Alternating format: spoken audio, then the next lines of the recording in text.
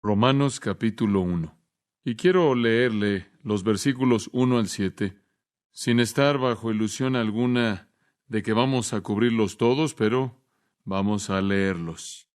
Pablo, siervo de Jesucristo, llamado a ser apóstol, apartado para el Evangelio de Dios, que él había prometido antes por sus profetas en las Santas Escrituras, acerca de su Hijo, nuestro Señor Jesucristo, que era del linaje de David según la carne, que fue declarado Hijo de Dios con poder según el Espíritu de santidad por la resurrección de entre los muertos, y por quien recibimos la gracia y el apostolado, para la obediencia a la fe en todas las naciones por amor de su nombre, entre las cuales estáis también vosotros, llamados a ser de Jesucristo, a todos los que estáis en Roma, amados de Dios, llamados a ser santos, gracia y paz a vosotros de Dios nuestro Padre y del Señor Jesucristo.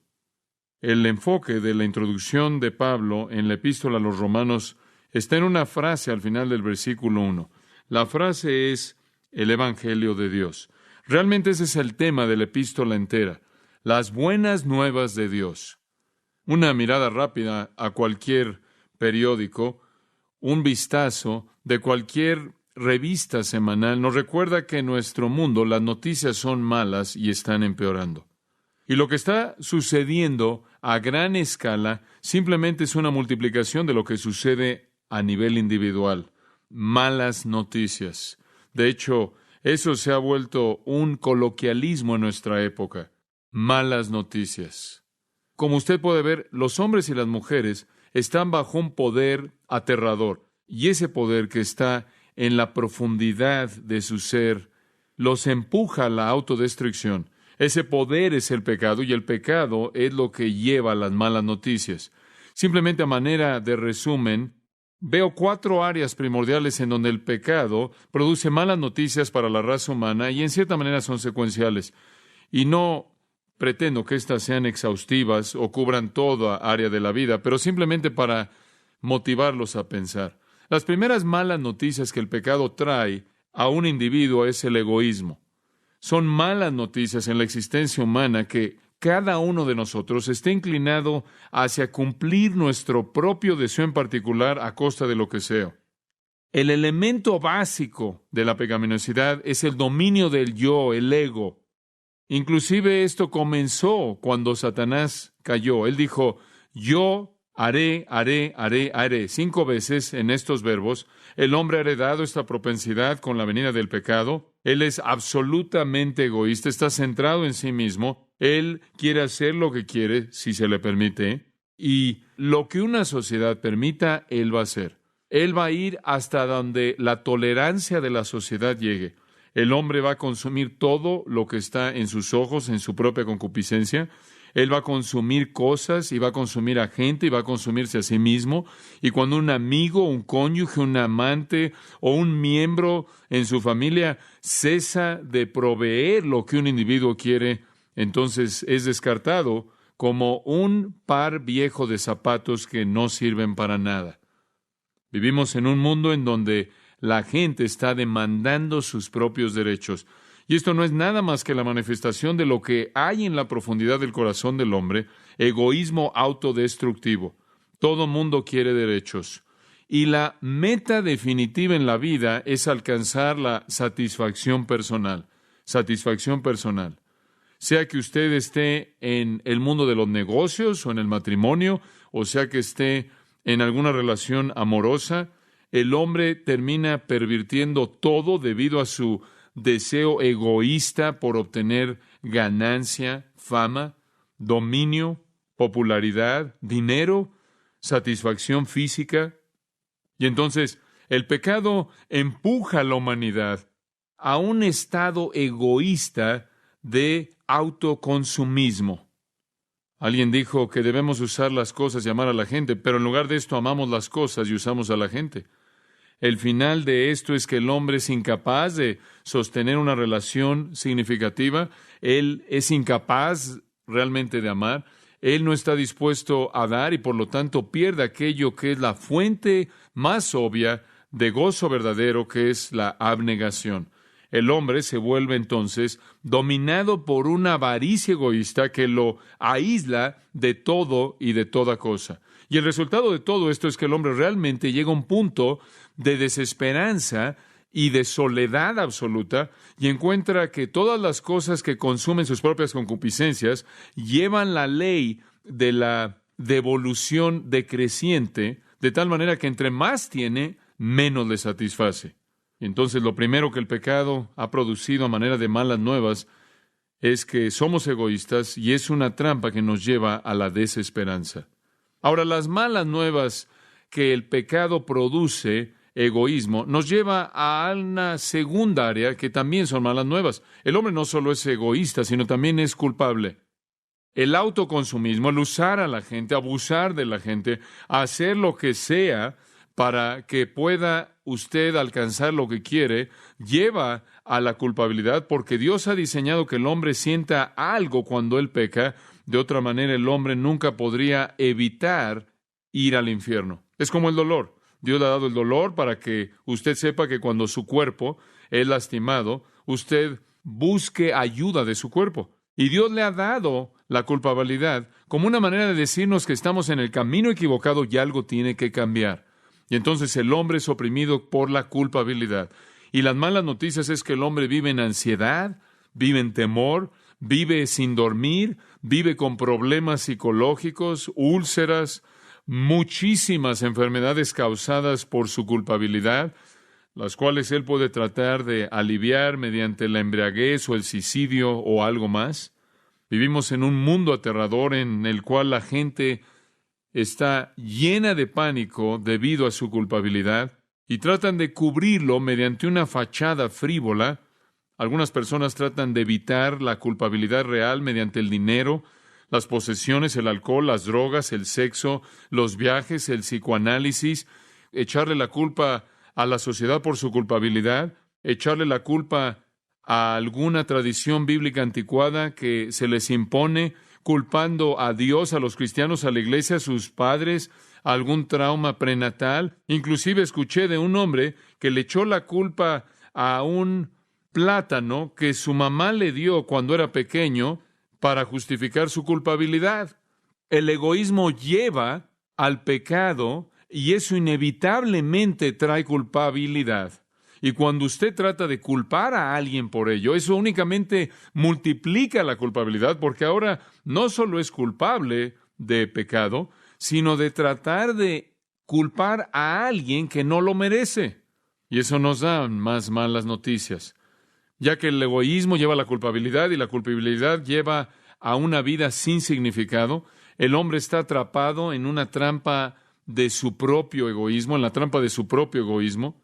No lo lleva a ningún lugar más que a una culpabilidad que lo abruma. Y tarde o temprano se dice a sí mismo, ¿en esto consiste la vida? Es mejor que no hubiera nacido. La vida se vuelve un ciclo interminable de tratar de encontrar satisfacción cuando es imposible y solo encuentra culpabilidad. Y en ese tipo de vida no hay satisfacción. Y donde no hay satisfacción, todas las preguntas elementales son hechas. ¿Esto es lo único que hay? ¿Dónde están las verdaderas respuestas? ¿Dónde están las verdaderas preguntas? ¿Por qué vivo? ¿Cuál es el significado de mi vida? ¿Qué es la verdad? ¿Dónde encuentro lo que es verdad? Al hombre se le alimenta una dieta constante de mentiras por parte del mentiroso Satanás, quien está a cargo del sistema del mundo. Y las mentiras realmente nunca proveen respuestas ante la pregunta del significado. Y por ello nunca escucho una respuesta. Nunca encuentro una respuesta. Y las noticias siempre son malas. Esto es lo que Edna St. Vincent Millay quiso decir cuando dijo, la vida debe seguir, y simplemente olvido por qué.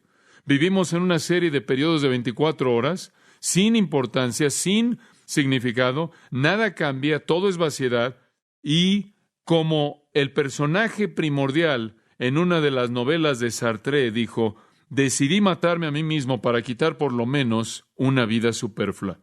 Ahora encontramos un cuarto elemento en esta cadena de malas noticias que es traída por el pecado, y me gusta llamarlo desesperanza. Comienza usted con un egoísmo autoconsumista y finalmente despierta ante el hecho de que encuentra la ley de el retorno o la devolución decreciente, y cuando todo ha terminado, lo único que encuentra es culpabilidad después de todo lo que ha hecho. Y a partir de este trauma y ansiedad de la culpabilidad, se encuentra la falta de significado en la vida. Y a partir de la falta de significado en la vida, se encuentran las malas noticias, que ahora no tiene nada ahora y tampoco lo tendrá después. Y entonces hay una desesperanza total, una carencia de esperanza.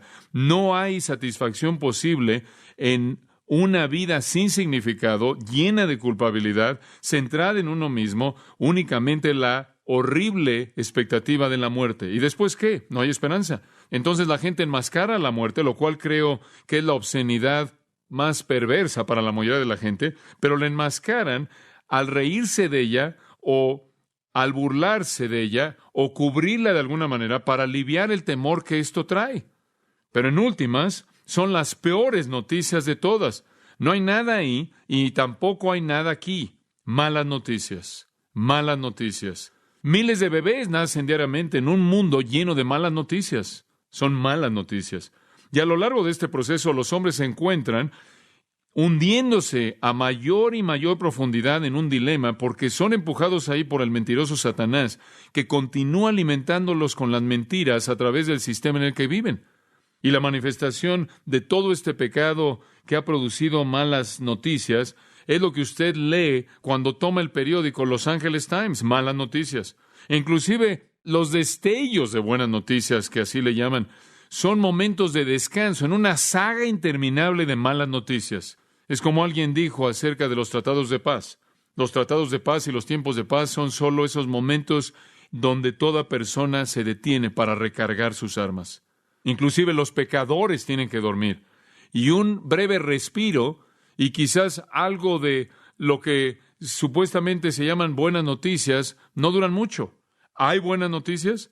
¿Realmente hay buenas noticias? ¿Buenas noticias acerca de que el pecado puede ser enfrentado? ¿Buenas noticias acerca del egoísmo que no tiene que vivir de esa manera? ¿Buenas noticias acerca de la culpabilidad y ansiedad que puede ser aliviada? ¿Hay alguna buena noticia acerca del significado de la vida? ¿Hay alguna buena noticia acerca del futuro, de la vida futura después de la muerte? ¿Hay alguna buena noticia? Pablo dice en el versículo 1 que hay buenas noticias y esas son el Evangelio, las buenas noticias de Dios. Y de eso trata Romanos. Pablo comienza en el versículo 1 con las buenas noticias de Dios. Y en el capítulo 15, conforme llega al final, en el versículo 16, él dice: soy ministro de Jesucristo a los gentiles, ministrando las buenas noticias de Dios.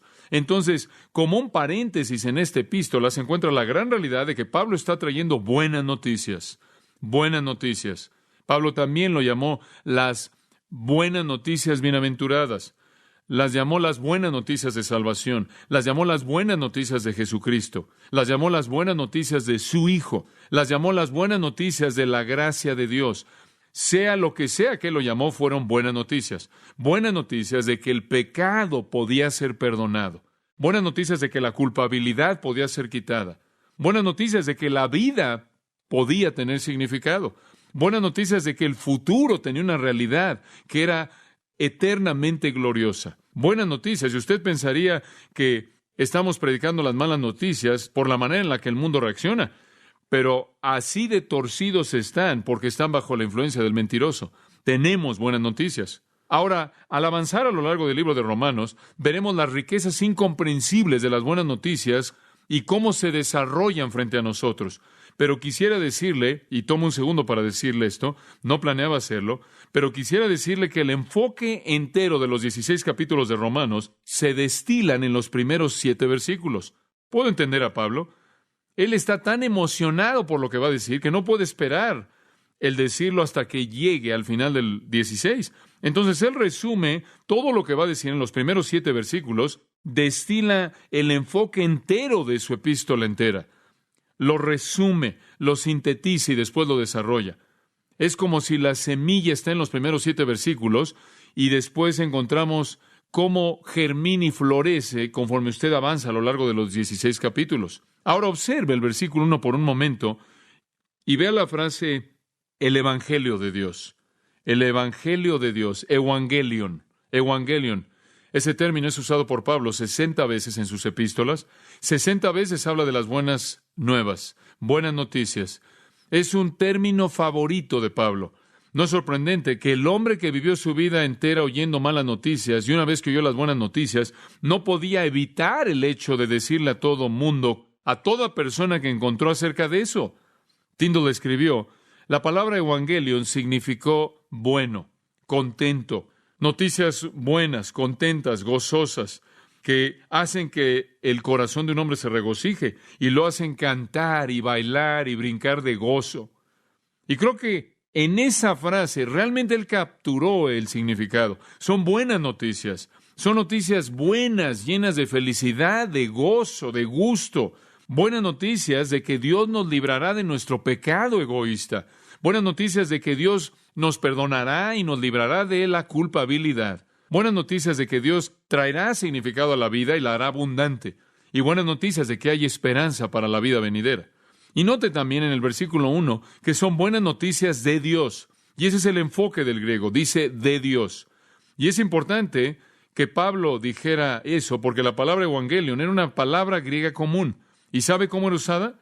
Era usada en el culto de la adoración al emperador. Estaba relacionada con el culto al emperador. Ahora usted recordará que en el Imperio Romano la gente tenía la responsabilidad de adorar al emperador como si fuera Dios, un Dios. Y cuando alguien que venía del partido oficial del emperador iba a hacer un anuncio importante acerca de algún acontecimiento importante que tenía que ver con el emperador, era llamado el Evangelion, buenas noticias. Por ejemplo, buenas noticias, el emperador ha dado luz a un heredero. Esa sería una manera en la que era usada. O, buenas noticias, el heredero ha llegado a su edad. O, buenas noticias, tenemos un nuevo emperador conforme llega al trono. Esto era el Evangelion. Pero Pablo dice esto. Escuchen, les estoy escribiendo en Roma los que están acostumbrados a oír el Evangelion del Imperio Romano y les estoy diciendo, ustedes tienen buenas noticias, pero no son de César.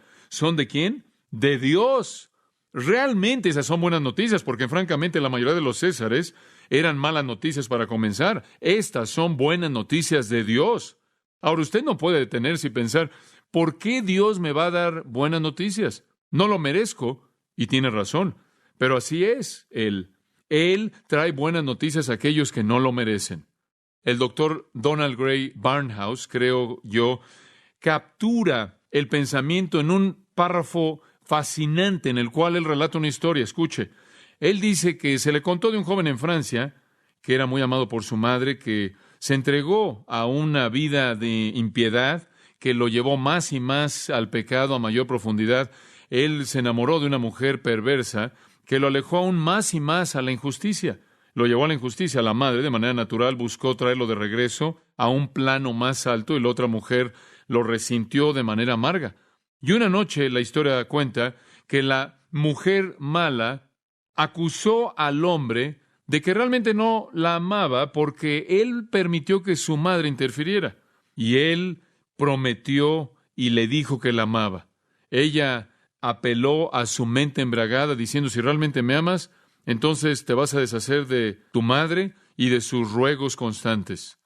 Bueno, de acuerdo con la leyenda, el joven salió corriendo de la habitación a una casa cercana en la cual su madre vivía y le pegó hasta matarla, arrancando el corazón de su cuerpo para llevarlo de regreso a su amante como prueba de que él había quitado la vida de su madre.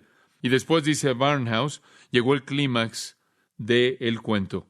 Conforme entró corriendo en su insensatez, él se cayó y a partir del corazón ensangrentado salió una voz que le dijo, hijo mío, ¿estás lastimado? Barnhouse dijo, esa es la manera en la que Dios ama. Un perdón absoluto y total. Entonces, así es como Dios ama. Carlos Wesley lo expresó en un himno. La profundidad de la misericordia. ¿Puede haber misericordia aún reservada para mí? ¿Puede mi Dios perdonarme y hacer a un lado su ira al primero de los pecadores? He resistido su gracia por mucho tiempo. He provocado su ira. No he oído sus llamados. Lo he entristecido 1000 veces. Y entonces Wesley se maravilló entre las buenas noticias de que Dios le extendió esto a los hombres inmerecedores. Amados, estas son buenas noticias. ¿No le da gusto tener estas buenas noticias? Ahora vamos a ver en estos 7 versículos y vamos a ver en las próximas semanas cómo se desarrollan las buenas noticias. Y esencialmente aquí hay 7 aspectos. Vamos a comenzar con el primero, el predicador de las buenas noticias. El predicador de las buenas noticias. Quizás es porque soy un predicador y ministro que me hallo atraído, me veo con un gran deseo de pasar algo de tiempo en esto porque me habla tanto. Y si usted me permite, por un momento me voy a predicar a mí mismo. Ahora, Dios llamó a un hombre único para que fuera el vocero primordial de las buenas noticias. Versículo 1, Pablo, ¿se acuerda de él? Pablo, él era ese hombre, el predicador de las buenas noticias, único. Se le encomendaron los misterios, aquello que había estado escondido de generaciones pasadas y pueblos pasados, y ahora revelado, es lo que dice en Efesios 3 y Colosenses capítulo 1. Él era el orador primordial de Dios para ser el heraldo de las buenas noticias. Ese judío sobresaliente con preparación académica griega y ciudadanía romana. Ese hombre con capacidades increíbles como líder, un peleador muy motivado, determinado, expresivo, brillante, un hombre con una capacidad de expresión única, especialmente llamado y convertido por Dios mismo. Ese hombre que completó 3 viajes misioneros proclamando las buenas noticias desde Jerusalén a Macedonia y cruzando por ese territorio. Pablo fue un siervo único que podía hacer milagros, sin embargo, no podía quitarse su propio aguijón en la carne. Pablo, que podía salir de prisiones, como lo hizo en Filipos, sin embargo, fue un prisionero. Pablo es el predicador. Y le recuerdo que todo predicador que ha predicado desde ese entonces ha dependido de los sermones de Pablo para su material. 13 libros del Nuevo Testamento, el legado de este hombre a través de la inspiración del Espíritu Santo. Ahora él nos cuenta 3 cosas acerca de sí mismo en el versículo 1. Primero, Pablo, siervo de Jesucristo. La palabra es esclavo realmente. Observe conmigo por un momento Éxodo 21. Permítame ver si le puedo dar un contexto judío para la manera de pensar de Pablo. En Éxodo capítulo 21 descubrimos algo de la relación entre amo y esclavo, amo y siervo, entre el pueblo de Dios, conforme Dios les da unas leyes. Y en los versículos 5 y 6 leemos esto. Si el siervo dice, amo a mi amo, mi esposa y mis hijos, no voy a irme como alguien libre. En otras palabras, si el siervo dice, no sirvo porque se me forza, no sirvo porque se me paga, no sirvo porque tengo temor, sirvo porque amo a mi amo. Por lo tanto, nunca voy a salir como un hombre libre. Y él era conocido como un esclavo. Y esto es realmente la esencia de la palabra doulos usada en Romanos 1. Un esclavo voluntario. Y observe lo que sucedió en el versículo 6. Su amo lo traía a los jueces y ellos afirmaban esto y ellos también lo llevaban a la puerta o a un marco de una puerta en donde había madera y su amo perforaba su oído y lo servía para siempre. Y si usted decía, quiero servir motivado por amor y nunca me voy a ir porque te amo, entonces era llevado usted a la puerta y ahí donde las mujeres se perforan los oídos, lo cual es insignificante, algo muy significativo sucedía y ese lóbulo del oído era presionado contra la madera y era perforado y llevaba de manera permanente la marca que expresaba, soy un esclavo de amor. Ahora esa es la esencia de lo que está atrás de Romanos 1:1. Regresa esa porción. Y Pablo está diciendo, yo soy un esclavo. Esto es algo que yo he escogido por amor, no por temor. Y habían millones de esclavos en el Imperio Romano.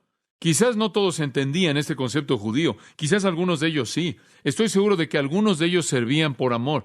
Pero la mayoría de los esclavos en el mundo romano, en la cultura griega, no eran tratados como personas, sino como objetos, como herramientas. Si usted quería, usted podía matar a sus esclavos. No era algo importante. Por lo tanto, algunos comentaristas bíblicos dicen acerca de este pasaje que Pablo está usando doulos solo en su sentido judío, que él solo está hablando de la afirmación de su amor y de que está hablando de la dignidad de un servicio así.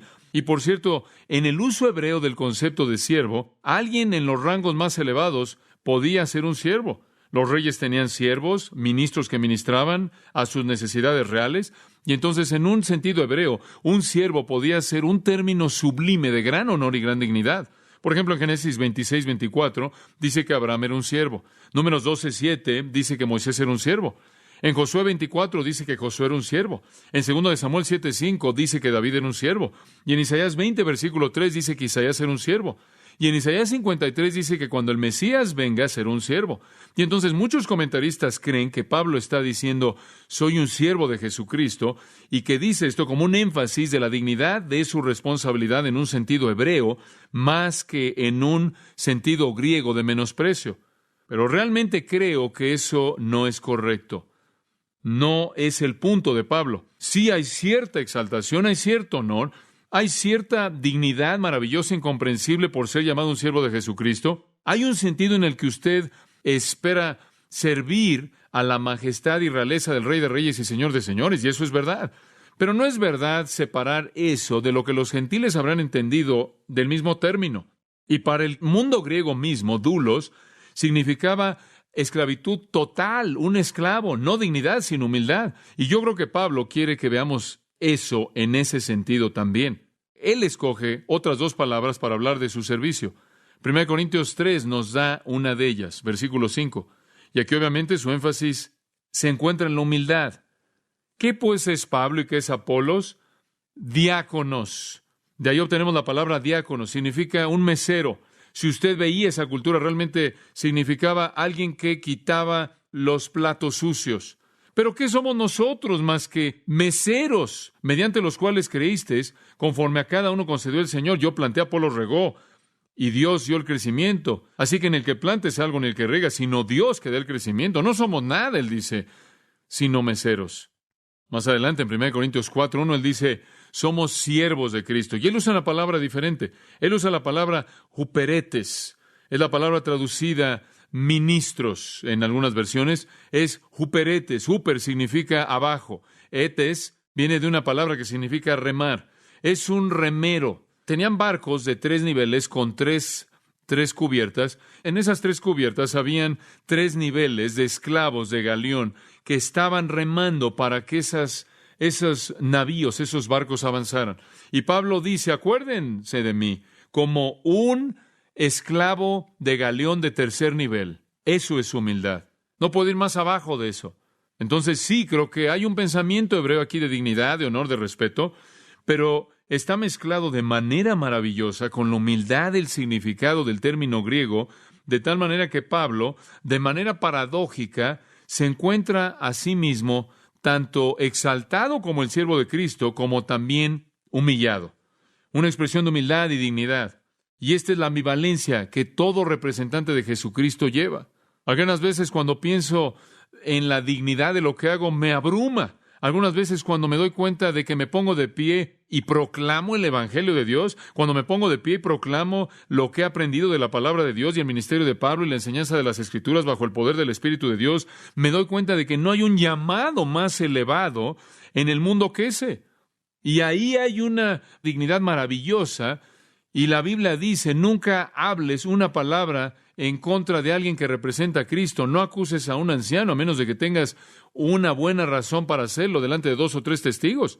Y la Biblia dice, da honor a quienes el honor es debido. Y la Biblia dice, págales doble de lo que les debes pagar si trabajan duro en la palabra y en la doctrina. Y la Biblia dice, respétalos. Y la Biblia dice, obedécelos y sométete a ellos y haz que tu vida imite su ejemplo. Es algo sublime. Sin embargo, está esa maravillosa ambivalencia espiritual que dice, es el servicio, el tipo de servicio más humilde, porque usted sabe que lo que usted hace, aquello que usted hace, no se lo ganó por algún derecho, no tiene derecho de hacerlo debido a quién es usted. Y entonces, como dijo Pablo en 1 Corintios 3, usted no es nadie, no es nada. Y entonces Pablo era un siervo, con todo lo que eso incluía, era un siervo de Cristo. Eso significaba que tenía que obedecer de manera absoluta a Jesucristo y al mismo tiempo había una dignidad que era maravillosa. En segundo lugar, el predicador del Evangelio dice, no solo soy un siervo de Jesucristo, sino también soy llamado a ser apóstol. La mejor manera de expresar el griego, ser llamado a ser apóstol, es llamado apóstol. llamado apóstol. La idea es que él era un apóstol, no porque él decidió serlo, sino porque Dios decidió y lo llamó de manera eficaz. No hay una selección humana aquí. Por cierto, el término apóstol fue usado primero por el Señor en Lucas 6:13. Él llamó a sus discípulos apóstoles. Ahora, Pablo era llamado apóstol por Dios. Rápidamente, por un momento, acompáñeme a Hechos capítulo 9. Y usted se acuerda, a partir de la semana pasada, que Pablo iba camino a Damasco a perseguir cristianos. Y el Señor lo detuvo y lo cegó. Y después vino un hombre llamado Ananías, quien cuidó de él. Y en el versículo 15 de Hechos 9, el Señor dijo a través de Ananías a Pablo: id, ve, porque instrumento escogido me es este para llevar mi nombre. ¿Él es un qué? Un instrumento escogido. No fue su decisión, fue la decisión de Dios. En el capítulo 22 de Hechos, Pablo mira hacia atrás y él se acuerda de lo que Ananías le dijo. Ananías llegó a él así como el Espíritu lo instruyó en el capítulo 9 y le dijo en el versículo 3, hermano Saúl, recibe la vista. En la misma hora vi y él dijo: el Dios de nuestros padres te ha escogido para que conociese su voluntad y vieras al justo y oyeras la voz de su boca. Esto es Cristo, porque tú serás testigo a todos los hombres de lo que has visto y oído. Observe ahora el capítulo 26, versículo 16. El Señor dice, Pablo está recordando aquí su testimonio: pero levántate y ponte sobre tus pies, porque para esto te ha parecido a ti, para ponerte por ministro y testigo de las cosas que has visto y de aquellas en que me apareceré a ti, librándote de tu pueblo y de los gentiles, a quienes ahora te envío, para que abras sus ojos, para que se conviertan de las tinieblas a la luz y de la potestad de Satanás a Dios, para que reciban por la fe que es en mí perdón de pecados y herencia entre los santificados. Por lo cual, oh rey Agripa, no fui rebelde a la visión celestial. Él fue llamado apóstol. De hecho, en 1 Corintios 9, él dice: ay de mí si no predicar el Evangelio. Él dice: no me den una recompensa, no me den honor, no nombren una escuela con mi nombre, no pongan una placa en la pared o construyan una estatua, oren por mí. Dios me ha dado la tarea que yo no pedí, y si yo lo echo a perder, estoy en muchos problemas. Y en Gálatas 1, él dijo: yo soy un siervo llamado apóstol. Y él dice: Dios me colocó en este ministerio. Y él dice en el versículo 10 de Gálatas 1, ¿acaso busco el favor de los hombres o de Dios? Si yo busco agradar a los hombres, no debo ser el siervo de Cristo. Y él dice: y les he dado a conocer, les doy a conocer que el evangelio que fue predicado por mí no es evangelio de hombres, porque no lo recibí de hombres, ni fui enseñado por hombres, sino por la revelación de Jesucristo. Él dice: mi llamado es de Cristo mismo. Ahora, creo que esa es una palabra muy importante. Si usted va a representar al Señor Jesucristo, más vale que sepa que lo llamó usted. Yo no daría un paso hacia adelante si no estuviera seguro de que Dios me había colocado en el ministerio. Va más allá de mí ahora. El término apóstol, que es traducido ya en Romanos 1 como apóstol, significa uno enviado, un comisionado, alguien despachado, un mensajero, un embajador, un emisario. Y por cierto, en esos días tenían ciertos barcos que se llamaban barcos apostólicos. Y los barcos apostólicos no eran barcos que llevaban apóstoles, tenía un sentido secular, un uso secular. Un barco apostólico era un barco de cargamento. Era enviado con un cargamento para otra ciudad. Y entonces significaba cualquier cosa despachada o enviada. Y Pablo está diciendo: yo fui enviado, pero el hecho de que fui enviado no fue una decisión personal. ¿Sabía usted que el término apóstol aparece 78 veces en el Nuevo Testamento y en la mayoría de esas ocasiones se refieren a los 12 y a Pablo, que fueron enviados de manera especial? De manera especial. Esta semana leí la historia de un querido predicador de color. Él predicaba ahí en una pequeña iglesia en el campo. Él predicó con todo su corazón y era un hombre piadoso y humilde. Y un joven vino a predicar un domingo por la noche, que era un joven arrogante y pensaba que era más de lo que la gente realmente merecía. Y él predicó y se vio claro en su actitud que era un hombre orgulloso. Y cuando terminó, el querido predicador de color se le acercó y dijo esto: joven, ¿usted fue enviado o usted simplemente fue? Y creo que quizás hay muchas personas que no fueron enviadas, sino que solo fueron. Pero Pablo fue enviado. Y él lo sabía porque Dios se lo había afirmado. He estado leyendo en las últimas 2 semanas un libro titulado El Pastor Reformado, escrito por Richard Baxter en el año de 1650. Y en las primeras 100 páginas, Él llama al clero ahí en Gran Bretaña en 1650 y les dice, antes de que sigan predicando, más vale que regresen y se aseguren de que son redimidos. Y por 100 páginas les habla de esto. Más vale de que se aseguren que Dios los ha enviado. También hay un sentido oficial en el que tenemos que entender la palabra apóstol. Un apóstol era una responsabilidad oficial. Tenía un sentido amplio y todo mundo, toda persona que lleva el mensaje de Cristo es enviado. Ir por todo el mundo y predicar el Evangelio. Todos somos enviados. Todos somos apóstoles con una A minúscula. Y el Nuevo Testamento enlista a varias personas que son apóstoles, que están afuera de Pablo, del grupo de Pablo y los 12. Pero ellos son los que tienen una A mayúscula, una responsabilidad oficial. Y si usted estudia el Nuevo Testamento, descubriría que tenían que ser llamados directamente por Jesucristo, esto es, directa y verbalmente y personalmente por Él. Tenían que haber sido testigos oculares de Cristo y su resurrección. Y Pablo lo fue porque lo vio en el camino a Damasco.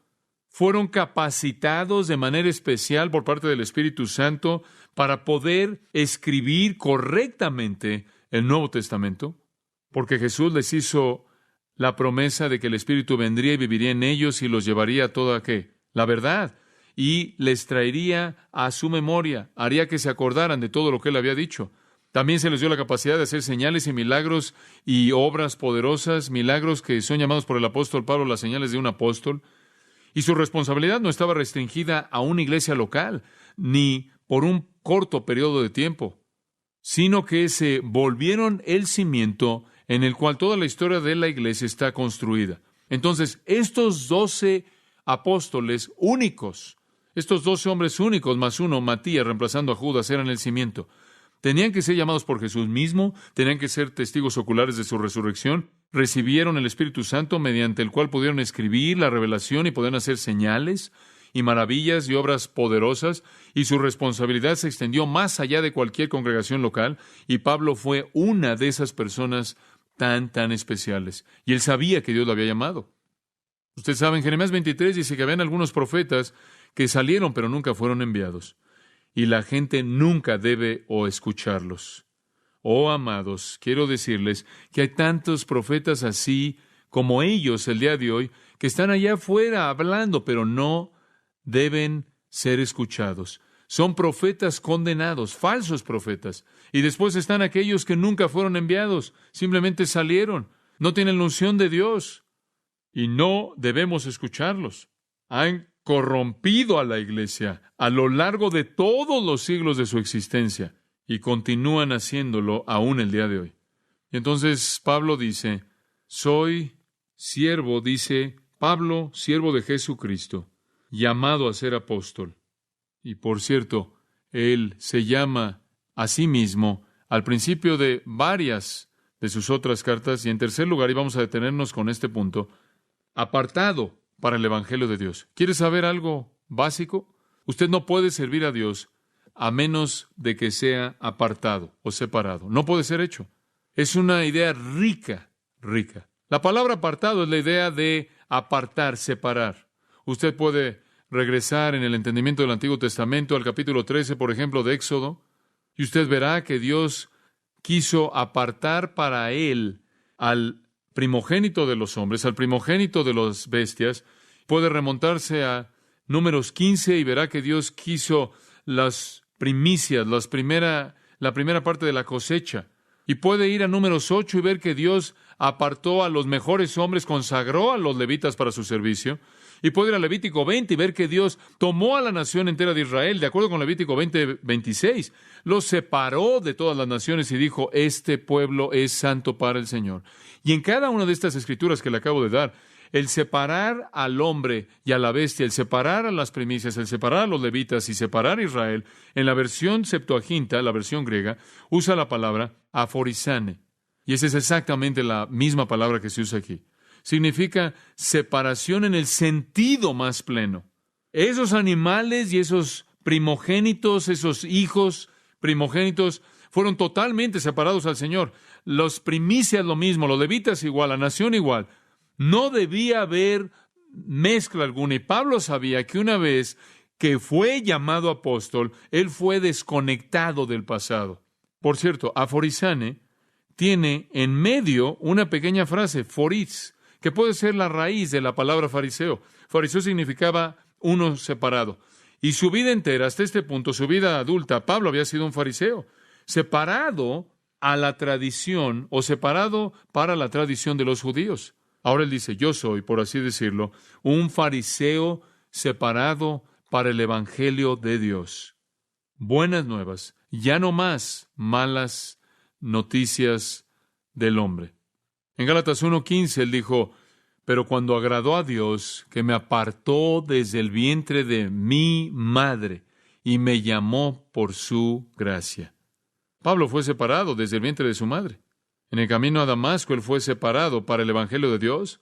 Y después se volvió un pastor de la iglesia en Antioquía. Y en Hechos 13:2 la Biblia dice que el Espíritu Santo dijo, apartadme a Pablo y a Bernabé para enviarlos a la obra a que los he llamado.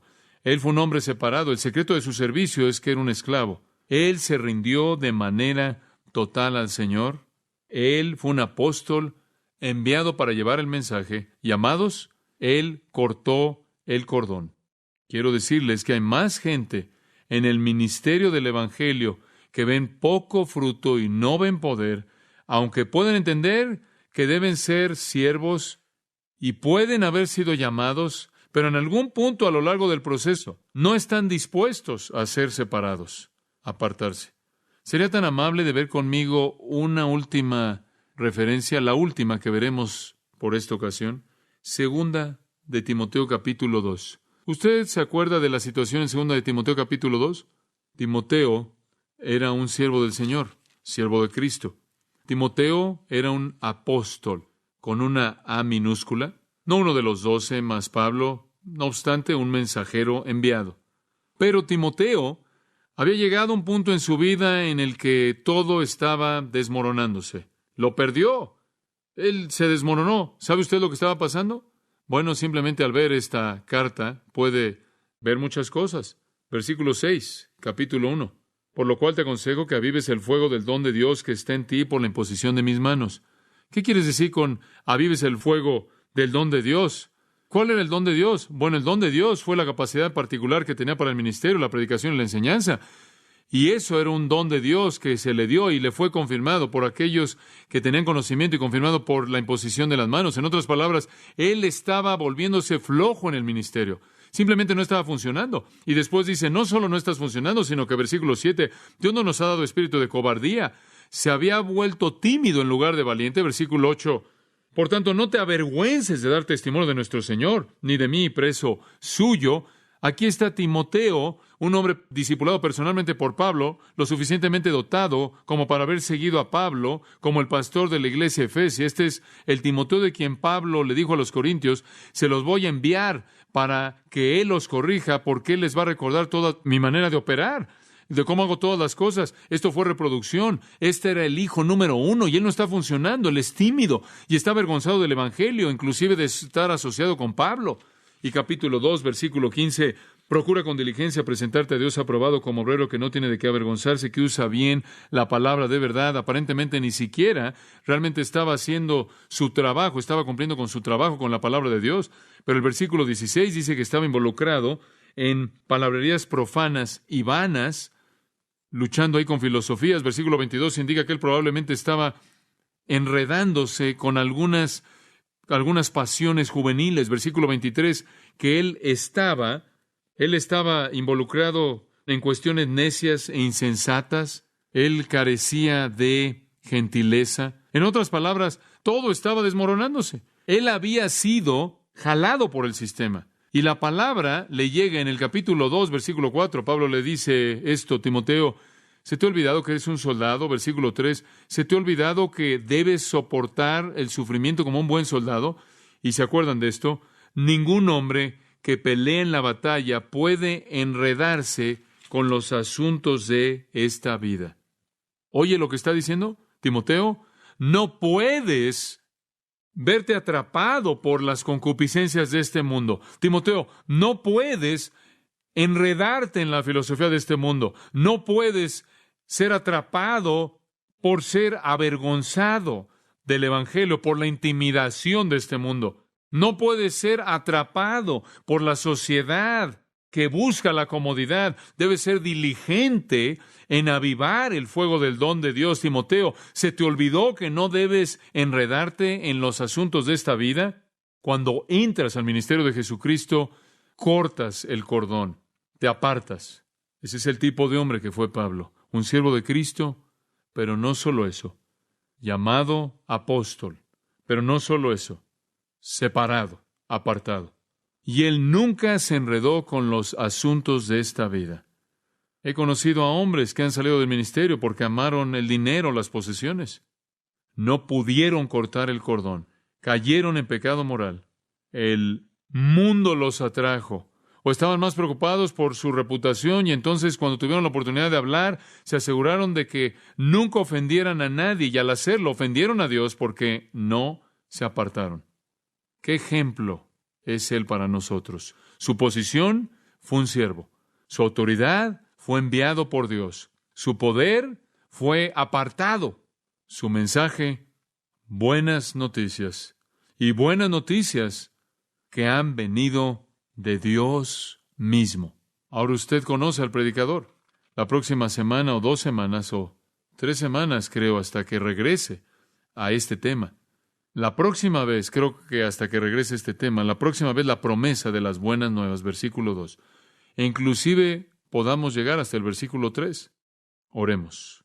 Padre, gracias por hablar a mi corazón en esta noche, por refrescar de nuevo mi propia alma, lo que yo soy, porque sé que este hombre es el ejemplo. Porque Él dijo, sed imitadores de mí, así como yo de Cristo. Que yo también sea un siervo fiel, entendiendo tanto la dignidad como la humildad de este servicio. Que tenga yo la afirmación de ser llamado, aunque no como un apóstol, como los 12 y Pablo, sin embargo como uno enviado, construyendo sobre su cimiento, y que yo, Padre, también sea apartado, que yo no me enrede en los asuntos de esta vida, que no ceda al atractivo que presenta la debilidad de mi carne para hacer a un lado la diligencia del estudio para trazar bien la palabra, que no me vea atraído por el mundo, que no sea tímido, que no sea atraído por el mundo para avergonzarme del Señor o de aquellos que lo representan, aunque sean prisioneros, que no convierta mi ministerio, que no me resbale y convierta mi ministerio en un debate filosófico, que no sea yo atraído por las concupiscencias de la injusticia, que no sea yo alguien que sea contencioso, que da lugar a la contención, que carece de gentileza. En resumen, así como el Espíritu de Dios le dijo a Timoteo que yo sea un buen soldado, que sabe que no puede enredarse en los asuntos de esta vida. Y oro también esto por todos ellos, tu congregación, tu pueblo, todos nosotros que peleemos la batalla, todos nosotros somos tus siervos, todos nosotros hemos sido llamados y enviados a este mundo para ser testigos, y todos nosotros debemos ser apartados. Enséñanos lo que eso significa a manera de aplicación en nuestras propias vidas, para que podamos llevar las buenas nuevas a un mundo que literalmente se está muriendo de todas las malas noticias, y que también haya muchos